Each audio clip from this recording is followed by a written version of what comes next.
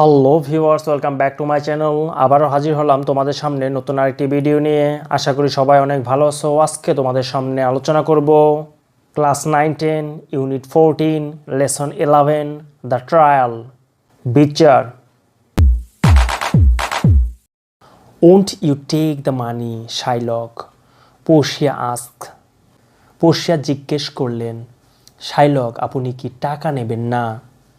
No, I demand the lawful penalty. না, আমি আইনগত জরিমানা চাই। Give me my pound of flesh. আমাকে আমার 1 পাউন্ড মাংস দাও। Let me see the bond, Shylock, said Portia. Portia বলল, শাইলক আমাকে দলিলখানা দেখতে দিন। Shylock handed the bond to her. Shylock দলিলখানা তার হাতে দিল। She read it with great attention and then said, "You are right, Shylock."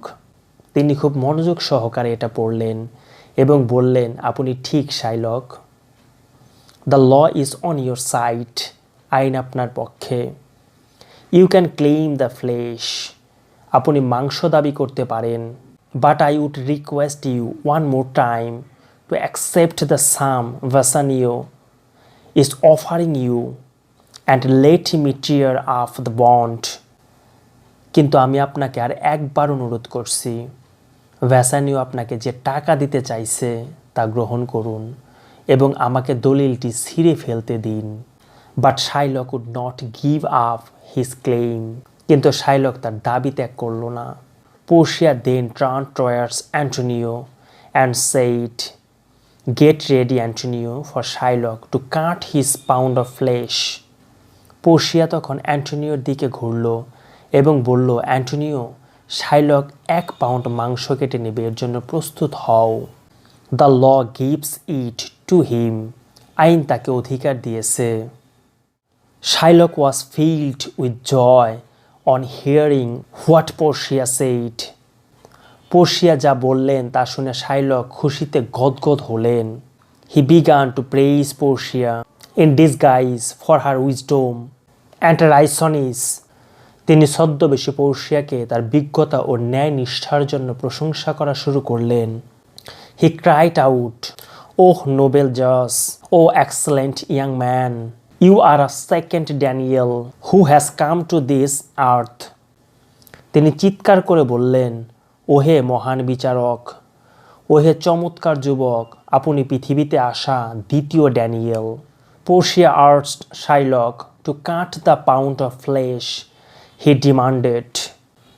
Portia শাইলককে তার দাবি করা 1 পাউন্ড মাংস কাটতে আমন্ত্রণ জানালেন। Delighted Shylock walked towards Antonio with a knife in hand.